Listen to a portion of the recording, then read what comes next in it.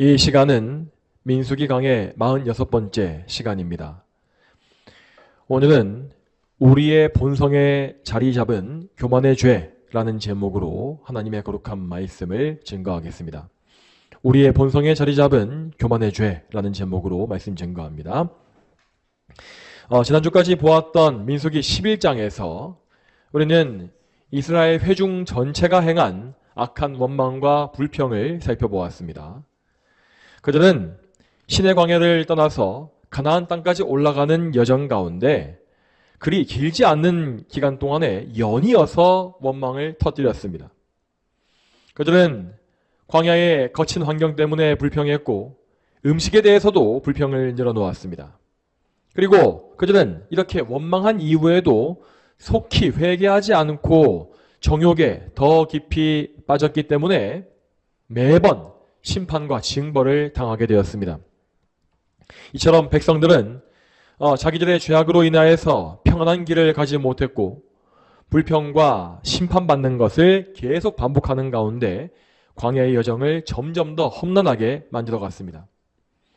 그러던 중에 그들은 하세롯이라는 곳에 도착했다고 되어 있습니다. 그곳에서부터 이제 조금만 더 올라가면 바란 광야가 나오는데 그 바란 광야는 정말로 가나안 땅을 눈앞에 두고 있는 가까운 장소였습니다. 자, 그런데 이처럼 광야의 여정이 거의 끝나가는 듯해 보이던 와중에 이스라엘은 또다시 큰 장애물에 부딪힙니다. 그것은 미리암과 아론이 모세를 비방한 사건이었습니다. 자, 이 사건 이전까지 있었던 모든 불평과 원망은 모두 이스라엘 일반 백성들 가운데서 벌어진 일이었습니다. 그런데 이번에는 이스라엘 회중 가운데 가장 높은 위치에 있는 두 지도자가 일어나서 이러한 반역 행위를 했던 것입니다. 게다가 그들은 모세의 친누나와 친형이었기 때문에 그 충격과 파장이 더욱더 컸습니다. 이스라엘이 가장 어렵고 힘든 시기에 모세를 가장 많이 도와야 할 형제들이 오히려 이렇게 가장 심각한 회방꾼이 되었던 것이죠. 이와 같이 하나님의 일을 했던 모세는 모든 백성들뿐만 아니라 가장 가까운 가족에게도 많은 반대와 공격을 받게 된 것입니다. 자, 그러면 이 사건에 대해서 오늘 본문의 말씀을 다시 읽어보겠습니다. 먼저 1절 말씀, 오늘 12장 1절 말씀을 같이 읽어보겠습니다. 민수기 12장 1절 같이 읽습니다. 시작. 모세가 에티오피아 여자를 아내로 맞이하였다. 그가 에티오피아 여자를 아내로 맞이한 것 때문에 미리암과 아론이 모세를 비난하였다. 아멘. 여기에서 우리는 모세가 에티오피아 여자, 즉 구스 여자와 결혼했다라는 말씀을 볼 수 있습니다. 이 에티오피아 여인이 누구였는지에 대해서는 두 가지의 가능성이 있습니다. 첫 번째 가능성은 이 에티오피아 여인이 모세의 원래 아내인 십보라를 가리킨다라는 것입니다. 모세는 이때로부터 40년 전에 바로의 위협을 피해서 광야로 피했을 때에 십보라와 혼인했습니다. 십보라는 이방인인 미디안 족속이었는데 그 미디안 족속을 에티오피아 족속이라고 불렀다는 것이 그 첫 번째 해석입니다. 이 해석을 취하게 되면 미리암과 아론이 모세의 아내인 십보라와 갈등을 일으켜서 모세를 그것으로 인하여서 비방한 것으로 추측할 수 있습니다. 자, 그렇지만 본문의 앞뒤 맥락을 볼 때에 이 해석에는 타당성이 적어 보입니다. 그리고 여기에 이어지는 두 번째 해석은 모세가 십보라 외에 두 번째 아내를 맞이하였다라는 것입니다. 이 경우에는 첫째로 십보라가 광야에서 죽었던 것일 수도 있고 혹은 십보라가 여전히 살아있는 중에 둘째 아내를 둔 것일 수도 있습니다. 자, 이 마지막 경우, 그러니까 십보라가 여전히 살아있는 경우에 둘째 아내를 두었다라는 경우에 모세의 행동은 그렇게 바람직하다고 볼 수가 없습니다. 왜냐하면 하나님께서 만드신 가정의 질서는 한 남자와 한 여자가 만나서 둘이서 가정을 이루는 것이었기 때문이죠. 그렇지만 그 당시에 대다수 사람들의 인식은 두 아내를 두는 것이나 혹은 이방인을 아내로 맞이하는 것을 크게 문제 삼지 않았습니다. 그래서 모세 역시 그 시대의 사람으로서 그 시대의 보편적인 오류를 어쩔 수 없이 가졌던 것이라고 볼 수 있겠습니다. 그렇지만 여기에서 우리가 제일 눈여겨봐야 할 점은 하나님께서 이 사건에 대해서 무엇이라 말씀하셨는가라는 문제입니다. 하나님은 여기에서 모세의 결혼에 대해서 어떠한 책망의 말씀도 하시지 않았습니다. 또한 이후에도 이 결혼 때문에 뭔가 나쁜 결과, 나쁜 열매가 맺혔다라는 말씀도 전혀 나오지 않죠. 오히려 하나님은 모세를 비방했던 미리암과 아론을 크게 책망하셨으며 모세는 존귀하게 높여주시는 것을 볼 수 있습니다. 그러므로 우리는 이 1절에 나와 있는 모세의 결혼에 대해서 굳이 어떤 의문을 제기할 필요가 없습니다. 아마도 이 사건에는 우리가 다 알 수가 없는 합당한 이유나 불가피한 상황이 있었을 것이라고 추측하는 것이 맞겠습니다. 자, 그렇지만 이 결혼에 대하여서 미리암과 아론은 모세를 비방하기 시작합니다. 그들은 이 결혼을 트집으로 잡아서 모세의 지도력을 공격했던 것입니다.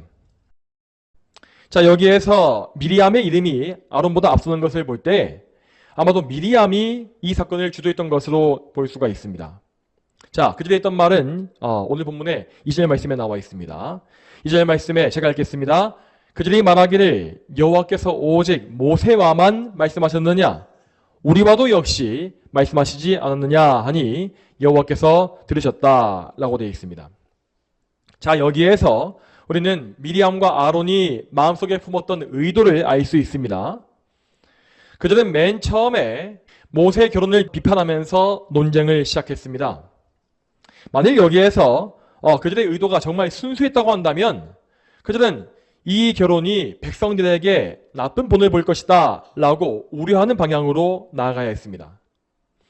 그렇지만 그들은 엉뚱하게도 모세 결혼에 대해서 비판하는 것에 멈추지 않고 더 나아가서 모세에게 주어진 특별한 지위에 대해서 공격하고 있습니다.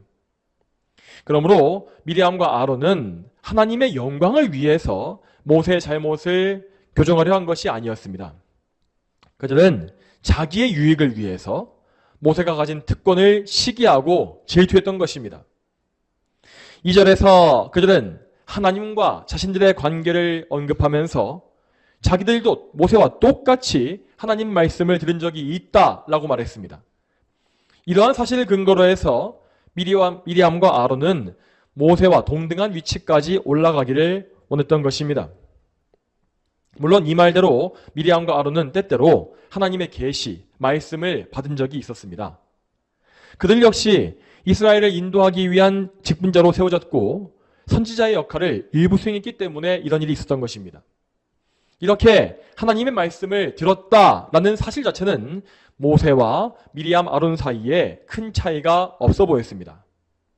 그렇지만 하나님은 다른 사람에게는 없는 유일한 특권을 모세에게만 주셨습니다. 그 특권은 이스라엘 전체를 대표하는 중보자의 직분이었습니다. 모세는 하나님과 이스라엘 사이에 서 있는 중보자로서 다른 사람들과는 아예 다른 위치에 서 있었습니다. 오직 모세만이 하나님의 대리인으로서 이스라엘을 인도하고 하나님의 통치를 펼칠 그런 고난을 소유했던 것입니다. 그렇지만 미리암과 아론은 하나님이 자기에게 정해주신 위치를 이탈해서 원래 자기의 정해진 위치보다 더 높은 위치를 탐하게 되었습니다. 이렇게 높은 자리를 차지하기 위해서 싸우는 것은 인간 사회, 죄인들의 사회에서는 정말 흔한 일입니다. 사람들은 어떻게 해서든지 자기를 높이기 위해서 힘쓰며 자기를 효과적으로 드러내기를 원합니다. 그렇지만 하나님이 보시기에 자기를 드러내고 자기를 높이는 사람들은 그저 교만하고 어리석은 죄인들에 불과합니다. 하나님은 모든 교만한 자들을 헛되게 여기시며 하나님의 백성들은 자신을 낮추고 남을 섬기는 자들이 되어야 한다라고 말씀하신 바 있습니다. 자, 이 말씀에 대해서 신약성경의 마태복음 말씀을 보시겠습니다. 마태복음 20장 25절부터 27절까지 말씀을 같이 보겠습니다. 그러자 예수께서 그들을 곁에 부르시고 말씀하셨다. 너희가 아는 대로 민족들의 통치자들은 그들 위에 군림하고 고관들은 그들에게 세도를 부린다. 그러나 너희 가운데서는 그렇지 않아야 한다. 누구든지 너희 가운데서 큰 자가 되기 원하는 자들은 너희를 섬기는 자들이 되어야 하고, 또 누구든지 너희 가운데서 으뜸이 되기 원하는 자는 너희 종이 되어야 한다. 아멘. 이 말씀과 같이 하나님의 백성을 인도하는 자들은 하나님과 가장 가까운 곳에서 하나님을 섬기는 일꾼이 되어야 합니다. 그렇기 때문에 그들은 자기를 높이는 것이 아니라 오히려 하나님 앞에 자기를 지극히 낮춤으로써 하나님께 먼저 전적으로 복종하는 사람이 되어야 하는 것입니다. 이렇게 하나님 앞에 겸비해진 사람은 하나님의 손에 의해서, 하나님의 고난에 의해서 존귀함을 덧입게 되는 것이죠. 이처럼 자기를 낮춤으로 하나님의 존귀하심을 덧입는 것이 바로 성경의 원리입니다. 그러나 미리암과 아론은 이러한 하나님의 뜻을 저버리고 자기의 타락한 본성을 따라서 교만하게 스스로를 높인 것입니다. 자, 그러면 이러한 비방에 대해서 모세는 어떤 반응을 보였겠습니까? 보통 사람들은 이러한 어리석은 공격을 받게 되면 발끈하면서 즉시 화를 낼 것입니다. 혹 어떤 사람은 당장은 참을지 모르지만 분노를 억지로 참아내는 정도에 그치겠죠. 그렇지만 오늘 본문에서 모세는 아론과 미리암에 대하여서 아무런 반응을 보이지 않고 잠잠히 있었습니다. 이에 대해서 3절 말씀은 이렇게 기록하고 있습니다. 본문의 3절 말씀 제가 읽겠습니다. 이 사람 모세는 지면에 있는 어떤 사람보다도 더욱 온유하였다. 아멘. 자, 이 말씀은 모세를 가리켜서 모든 사람 가운데, 이 땅에 있는 모든 사람 가운데 가장 온유한 사람이라고 말하고 있습니다. 자, 그런데 여러분, 우리는 이 민수기를 썼던 저자가 모세 본인이었다는 사실을 알지 않습니까? 그렇다면 지금 모세는 자기 자신을 가장 온유한 사람이라고 이렇게 기록한 것입니다. 여러분, 그러나 이 말씀은 결코 교만한 자화자찬이 아닙니다. 이 책의 저자는 궁극적으로 모세가 아닌 성령님이시고, 성령님은 모세의 마음을 감동하시어서 이러한 말씀을 기록하게 하신 것입니다. 따라서 이 3절의 말씀은 모세가 자기 자신을 평가한 것이 아니라 하나님께서 모세라고 하는 한 인물을 어떻게 평가하셨는가를 보여주고 있는 것입니다. 여러분, 온유함이라는 것은 결코 사람이 보기에 착하고 온화한 성격을 의미하지 않는다고 말씀드린 바 있습니다. 이 온유함이라는 것은 하나님과의 관계에서 나오는 성품으로서 하나님께 겸손하고 순종적인 성품을 의미합니다. 이 온유한 사람은 하나님의 손 안에서 연단됨으로써 자기를 부인하게 되었고 하나님의 주권을 인정하게 된 것입니다. 그래서 이 온유한 사람은 하나님 앞에서 자기를 주장하지 아니하며 또한 사람 앞에서도 교만하게 자기를 높이거나 드러내지 않는 것입니다. 이것을 신약 성경의 표현으로 말하자면 온유한 사람은 성령님을 통하여 더 많이 성화되어서 그리스도의 거룩한 성품에 더 많이 연합되어진 사람이다 라고 할 수가 있습니다. 자, 그러므로 모세는 참으로 온유한 사람으로서 미리암과 아론의 비방에 반응하지 않고 잠잠히 있었던 것입니다.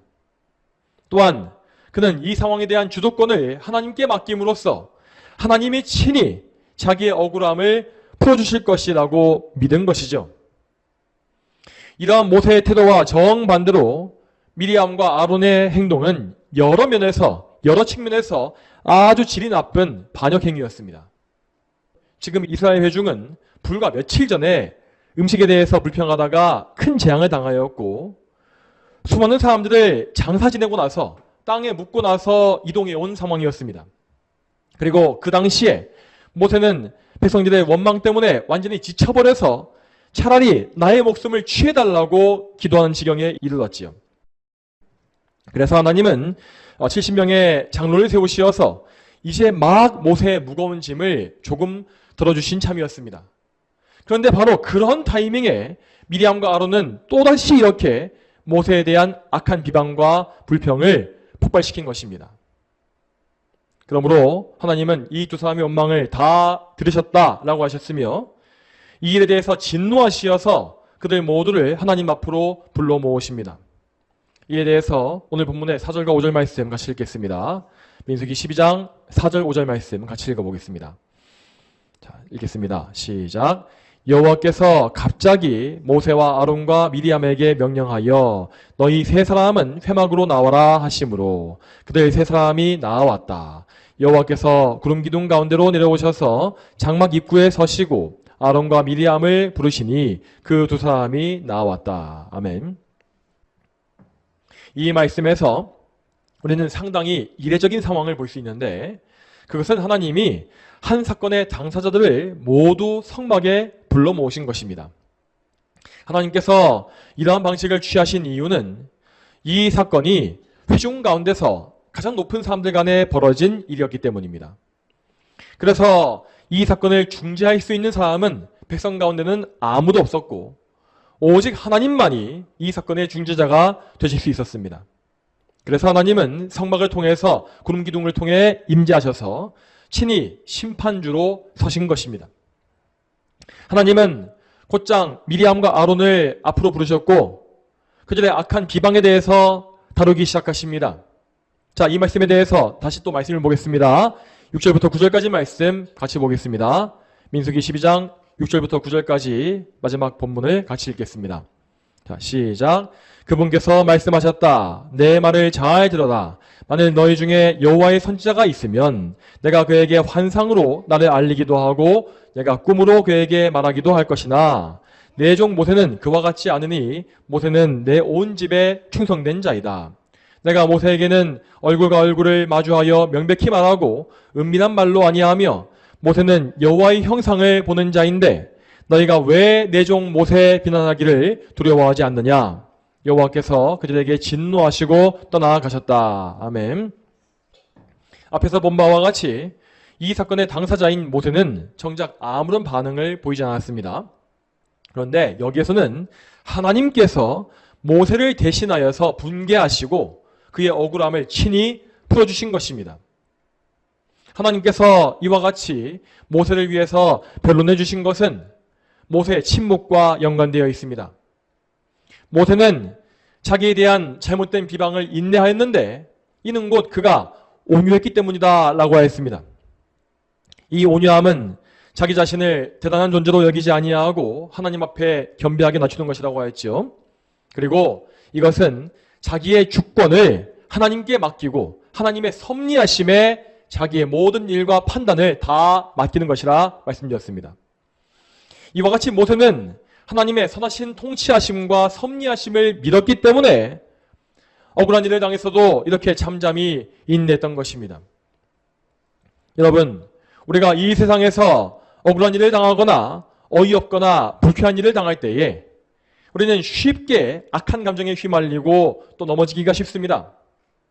그렇지만 만일 우리가 하나님의 선하신 섭리를 신뢰하고 있다면 우리는 어떤 상황이 닥쳐올지라도 침착하고 잠잠하게 받아들일 수가 있을 것입니다. 물론 그렇게 하나님을 신뢰할 그때에도 우리의 마음 자체는 아프고 쓰릴 수밖에 없습니다. 하나님을 신뢰한다고 하여서 우리의 인간적인 불쾌한 감각 자체, 그런 아픈 감각 자체가 아예 없어지는 것은 아니기 때문입니다. 그렇지만 우리는 그런 가운데서도 하나님의 주권에 모든 것을 다 맡김으로써 인내할 수가 있는 것입니다. 여러분, 우리 하나님은 만물의 주관자이시고 또한 모든 사람을 선악간에 판결하시는 분입니다. 특히 하나님은 당신의 백성들에 대하여서 일거수일투족을 다 아시며 하나하나 다 다루어 가시는 분입니다. 그러므로 우리가 우리의 문제에 대해서 하나님의 섭리하심을 믿고 겸손히 침묵하게 되어지면 하나님은 오히려 더욱 강하게 개입해 주셔서 우리의 억울함을 풀어주실 것입니다. 이러한 성도의 믿음에 대해서 다윗은 말하기를 오직 주께서 나의 반석이시고 나의 구원이시고 나의 요새시니 내가 흔들리지 아니할 것이다 라고 한 바 있습니다. 우리는 이러한 말씀을 믿고 하나님께 우리의 모든 삶을 의탁해야 할 것입니다. 자, 그러면 하나님께서는 구체적으로 어떤 말씀을 하셨겠습니까? 여기에서 하나님은 모세에게만 부여하신 특별한 위치와 특별한 사명에 대해서 말씀하십니다. 물론 하나님은 아론과 미리암 역시도 큰 자로 세워주셨습니다. 특히 아론은 대제사장이라고 하는 영광스러운 직분을 맡음으로써 이스라엘의 12지파를 이 흉패를 통해서 가슴에 품고 하나님 앞에 나아가는 영광을 누렸습니다. 또한 하나님의 계시를 받는 선지자의 직분은 아론과 미리암 두 사람 모두에게 주어져 있었습니다. 그래서 아론과 미리암은 모두 하나님을 섬기는 직분자로서 존귀함을 가지고 있었던 것입니다. 이러한 그들의 직분은 6절 말씀에서 잘 나와 있습니다. 6절 말씀에 만일 너희 중에 여호와의 선지자가 있으면 내가 그에게 환상으로 나를 알리기도 하고 내가 꿈으로 그에게 말하기도 할 것이나 라고 하신 것 이것입니다. 자, 이 말씀과 같이 아론과 미리암은 환상과 꿈 등의 방법을 통하여서 하나님의 계시를 받는 선지자의 직분을 받은 것입니다. 자, 이것은 분명히 매우 영광스럽고 복된 소명이라고 할 수 있습니다. 그러나 하나님은 모세에게 가장 크고 독보적인 권세를 주신 것입니다. 이에 대해서 하나님은 7, 8절에서 이렇게 말씀하십니다. 내 종 모세는 그와 같지 않으니 모세는 내 온 집에 충성된 자이다. 내가 모세에게는 얼굴과 얼굴을 마주하여 명백히 말하고 은밀한 말로 아니하며 모세는 여호와의 형상을 보는 자인데 라고 되어 있습니다. 이 말씀을 보면 하나님께서 모세를 특별한 사람으로 대하신 이유를 알 수가 있습니다. 자, 미리암과 아론은 마치 모세가 스스로를 높이는 것처럼 말했지만 사실 그를 높이신 것은 하나님이셨습니다. 그러니까 모세는 자신을 높일 의사가 없었지만 하나님께서 주권적인 섭리로서 그에게 존귀함을 덧입혀 주신 것이죠. 먼저 7절 말씀에서 하나님은 모세를 가리켜서 내 온 집에 충성된 자이다 라고 하십니다. 이 말씀에서 내 온 집에 라고 되어 있는 것은 하나님의 백성에 대한 모든 일들을 다 포함하는 것입니다. 모세는 하나님의 일에 대하여서 어느 한 부분만 맡은 것이 아니라 말 그대로 모든 부분을 다 책임지고 수고하는 일꾼이었습니다. 하나님은 이러한 사역을 맡기시기 위해서 모세를 특수하게 준비하셨고 그래서 그는 남들보다 훨씬 더 많은 시간, 이 오랜 시간을 하나님과 동행하면서 철저히 낮추어지고 하나님께 붙잡히는 과정을 거치게 되었습니다. 이러한 과정을 통하여서 모세는 역사상 가장 위대한 하나님의 일꾼으로 준비되었으며 온전한 충성으로 하나님을 섬기는 삶을 살 수 있게 되었습니다. 자, 여러분, 그런데 여기서 우리는 모세라고 하는 한 사람의 위대함을 바라보는 것이 아니라 하나님의 섭리를 먼저 생각해야 합니다.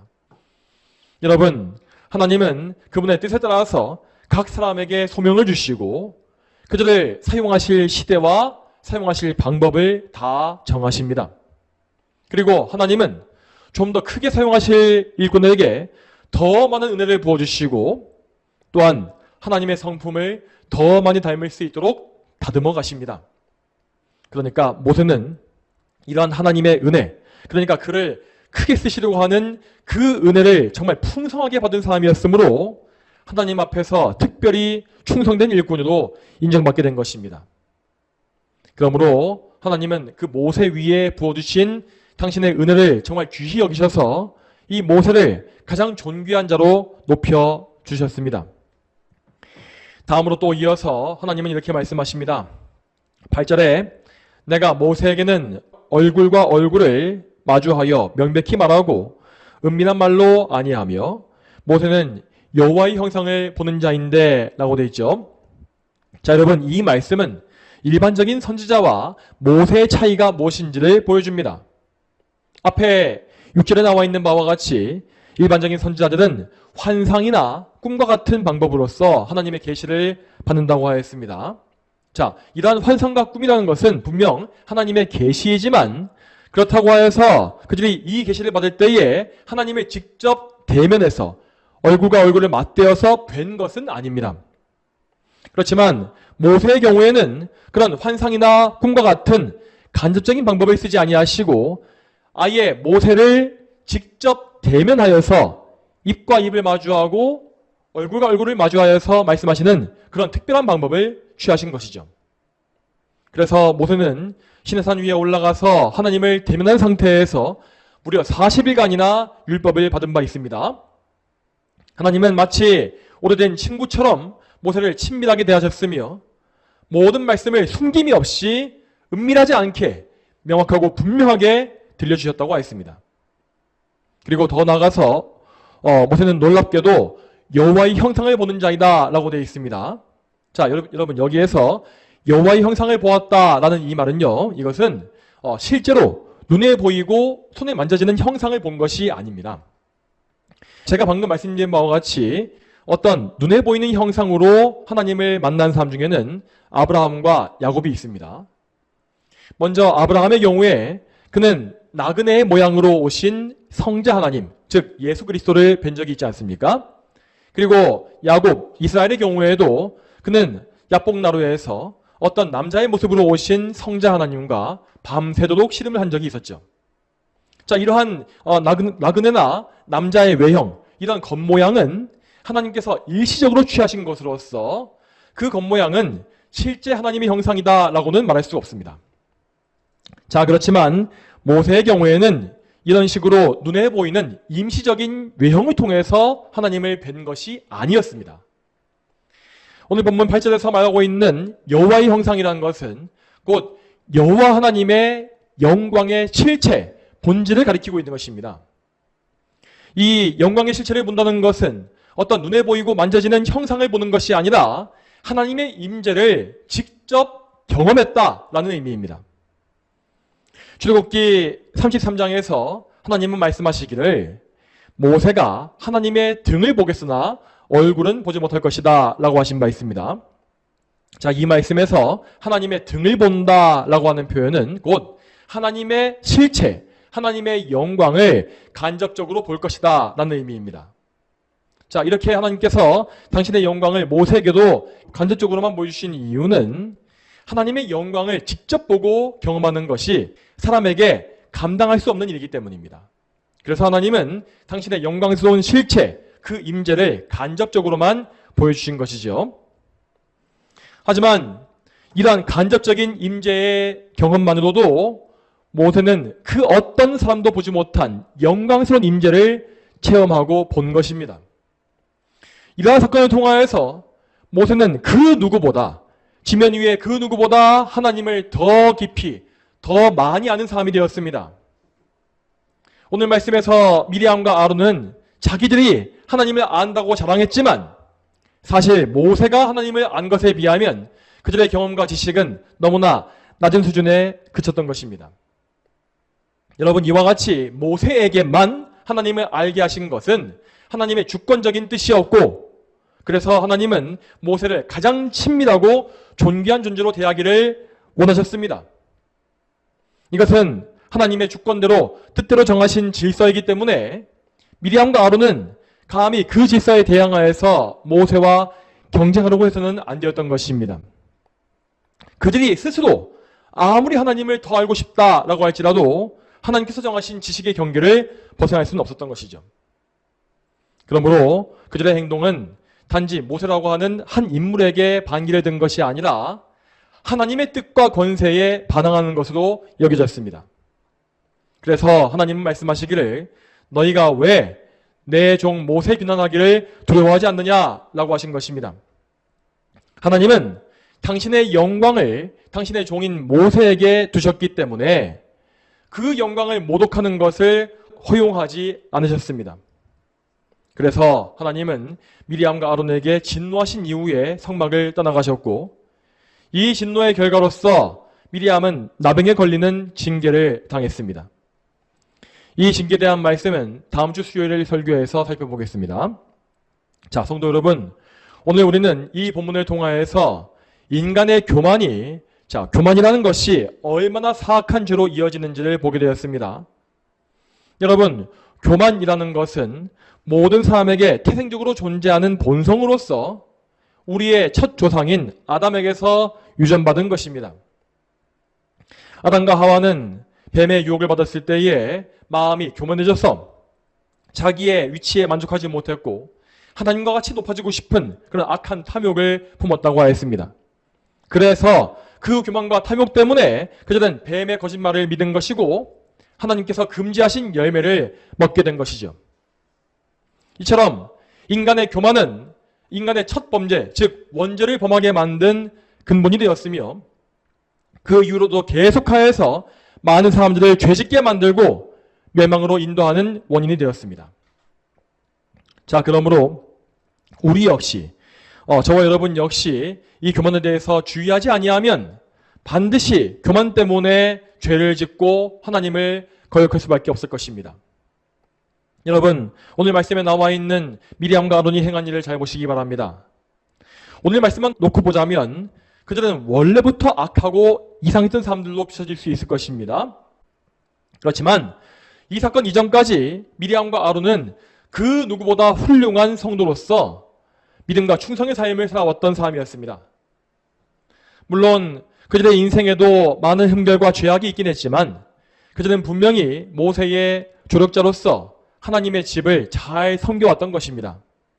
그렇지만 오늘 이 말씀에 한정하여서 그들의 모습은 과거의 모든 신앙생활이 다 무색할 정도로 너무나 악하고 누추해졌습니다. 여러분, 이러한 것이 바로 인간의 한계입니다.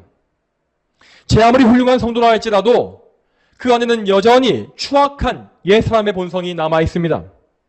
그리고 그 성도가 영적으로 잠들고 나태해지면 그 옛사람의 본성은 즉시 고개를 들고 힘을 얻으며 꿈틀거리는 것을 볼 수 있죠. 그때 때때로 하나님은 성도들이 자기의 교만함과 본성을 알게 하시기 위하여서, 그러니까 그들을 교육하시기 위한 목적으로 그들에게 주신 은혜, 그 죄를 제어해 주시는 은혜의 손길을 거둬갔을 때가 있습니다. 그렇게 사람의 죄성을 제어해 주시는 은혜의 손길이 거둬지게 되면 모든 성도는 너나 할 것 없이 다 한 가지로 깊은 죄의 수렁에 빠질 수밖에 없는 것입니다. 그러므로 우리가 지금 더 깊은 죄에 빠지지 아니하고 경건함과 믿음을 유지할 수 있는 근거를 나 자신에게서 찾지 말아야겠습니다. 우리가 지금 미리암과 아론과 같이 심각한 교만의 죄에 빠지지 않는 근거는 오직 하나님의 은혜 덕분입니다. 그러므로 우리는 서 있다고 생각할 때에 넘어지지 않도록 조심해야 할 것입니다.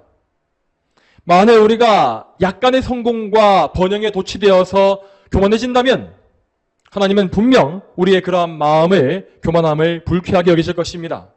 그리고 만약 하나님께서 그 불쾌함으로 인하여서 은혜의 손길을 거둬가시게 되면 우리는 즉시로 하나님과의 관계가 멀어지게 되고 교만에서 비롯된 온갖 죄를 지을 수밖에 없으며 깊은 죄의 수렁으로 빠지는 것입니다. 그리고 그 수렁 가운데에서 우리는 또다시 나 자신이 얼마나 교만하고 어리석은 존재인지를 알게 될 것입니다.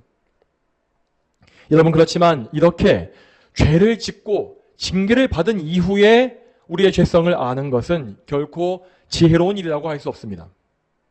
우리는 이렇게 하나님 말씀을 들을 때 이 말씀을 통해서 먼저 나 자신의 죄를 깨닫고 고백하며 회개해야 합니다. 여러분, 그렇지만 이 말씀을 듣는다 할지라도 죄를 깨닫는 것은 결코 나 자신의 경험이나 지식이나 결심으로 가능한 것이 아닙니다. 하나님께서 우리의 마음을 조명해 주시고 죄를 알게 해 주셔야만 우리는 자신의 교만함을 알고 참된 회개로 나아갈 수 있는 것입니다. 그러므로 이 시간에 우리는 반드시 하나님의 은혜를 구하면서 더 깊은 회개와 더 치열한 죄와의 싸움으로 들어가야만 합니다.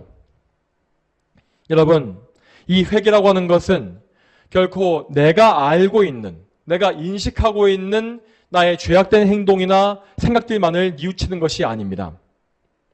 단지 우리가 알 수 있는 정도의 나의 악한 말과 악한 행동과 악한 생각만 회개한다면 우리는 항상 그 죄가 시작되었던 시작점을 그대로 방치한 상태에서 헛된 노력만을 하고 있는 것입니다. 우리는 반드시 우리 모든 죄의 근원인 우리의 타락한 본성, 즉 죄성을 회개해야 합니다. 우리가 우리의 죄성을 알지 못하면 우리는 나 자신이 하나님 앞에 심판받아 마땅한 죄인이다 라는 사실을 절대 알거나 인정할 수 없습니다. 그러므로 하나님은 택하신 백성을 구원하실 때에 먼저 그 자신의 악한 본성을 철저히 알게 하심으로 그가 자기의 무능함과 악함을 인정하게 하시고 하나님 앞에 온전히 굴복되어지게 만드시는 것입니다. 다시 말씀드리지만 여러분께서 회개하셔야 할 것은 여러분의 눈에 보이는 행위만이 아닙니다. 여러분은 여러분 자신 전체가, 존재 전체가 다 하나님 앞에 완전히 패역한 죄인이라는 사실을 깊이 아시고 인정해야 합니다. 이렇게 자기의 죄인됨이 깨달아지지 않으면 사람은 결단코 자신을 부인하지 않을 것이고 하나님께만 의지하지도 않을 것이며 또한 그리스도께만 소망을 두지도 않습니다. 자기의 죄인됨을 모르는 사람들은 끝까지 고집스럽게 완고하게 자기의 행위, 선해 보이는 자기의 행위를 의지하려고 할 것입니다. 이렇게 자기의 행위를 의지하는 사람들은 어떤 생각을 가지게 되겠습니까?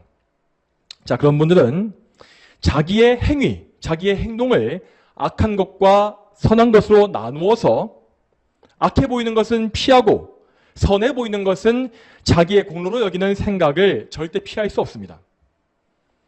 내가 이렇게 생각으로 간음하거나 남을 미워하는 이런 것은 분명히 악한 죄가 맞다. 그러나 내가 성경을 열심히 공부하고 예배에 잘 참석하며 헌금을 성실히 하는 것 등은 선하고 옳은 일이다.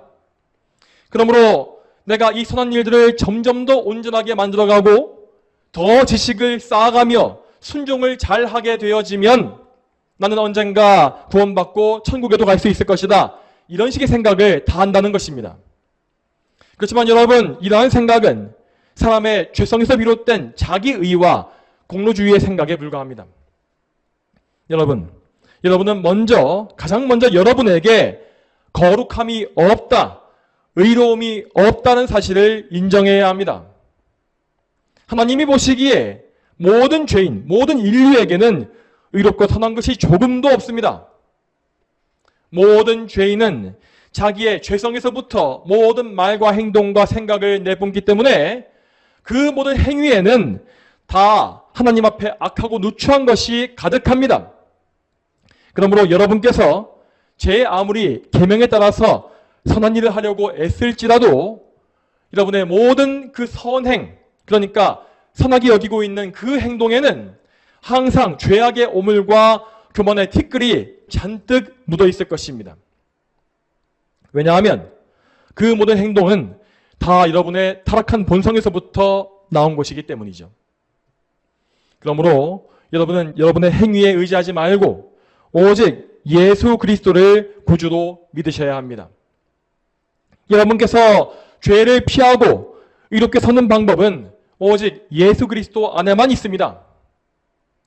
성령으로 거듭나서 새 사람의 본성을 얻고 그 새 본성에 믿음을 선물로 받아서 그리스도를 믿는 것, 그것만이 사람을 거룩하게 만듭니다. 그리스도를 믿는 사람은 그분의 피, 보혈로 모든 죄를 사함받으며 그분의 완벽한 의를 선물로 받아서 의인이다 라고 여김받습니다.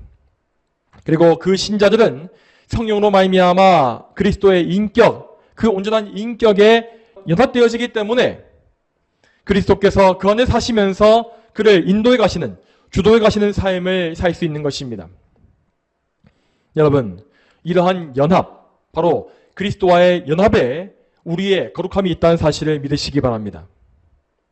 우리는 구원받은 이후에도 나 자신의 능력만 가지고서는 결코 거룩해질 수 없습니다. 그렇지만 우리는 예수님을 믿음으로 그분께 연합할 때에 그분 안에서 거룩하게 구별되어질 수 있는 것입니다. 그리스도 안에서만 우리는 참된 순종을 할 수 있고 하나님을 기쁘시게 하는 거룩한 삶을 살 수 있습니다. 그리스도를 참되게 신뢰하는 사람은 자기 자신이 죽고 오직 그리스도로 옷 입게 되기 때문에 이렇게 예수님을 닮은 거룩한 성품에 참여할 수가 있는 것이죠. 그러므로 사랑하는 여러분, 예수님을 바라보시고 그분을 믿으십시오. 이 믿음이 생기지 않으신다면 그 믿음을 지금 하나님께 구하십시오. 또한 오늘 들으신 이 말씀을 자기에게 적용하셔서 자신의 행위에 의지하는 모든 마음을 점검하고 또한 제거해 가시기 바랍니다. 여러분의 모든 행위가 다 죄악됨을 인정하시고 여러분 자신의 죄성을 알게 해달라고 하나님께 구하십시오. 그리고 그리스도의 공로에만 의지하여서 그리스도의 거룩하고 온전한 성품에 참여하게 해달라고 오늘도 간구하시길 바랍니다.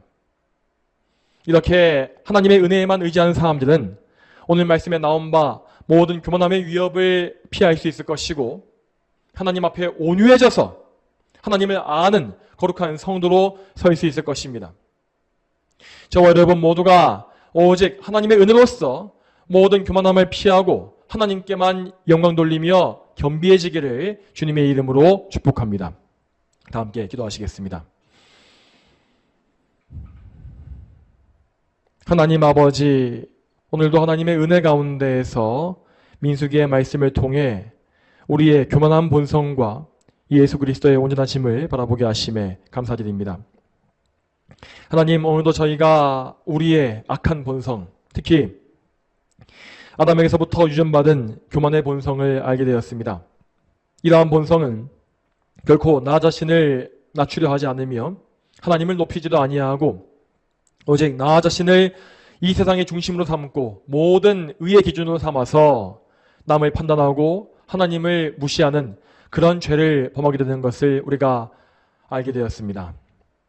하나님, 그러므로 저희에게 이런 비참하고 참혹한 이런 모든 죄의 본성이 날뛰지 못하게 막아주시기 바라오며 오직 저희가 저희의 모든 것을 다 부인하고 저희에게 있는 모든 것을 다 죄로 여기고 오직 예수 그리스도를 믿음으로 예수님의 의로 말미암아 거룩한 백성으로 구별되어지는 그런 은혜를 얻기를 소망합니다. 또한 저희가 믿음으로 말미암아서 예수님과 온전히 연합되어짐으로 예수님 안에서 참으로 예수님으로 옷 입고 참으로 성령 충만한 가운데 하나님을 영화롭게 하는 그런 삶을 살 수 있도록 인도해 주시옵소서. 주여, 저희에게 이런 은혜를 부어주실 것을 믿고 오늘도 주님께 의지합니다. 감사드리옵고 이 모든 말씀 거룩하신 예수님의 이름으로 간절히 기도 올립니다. 아멘.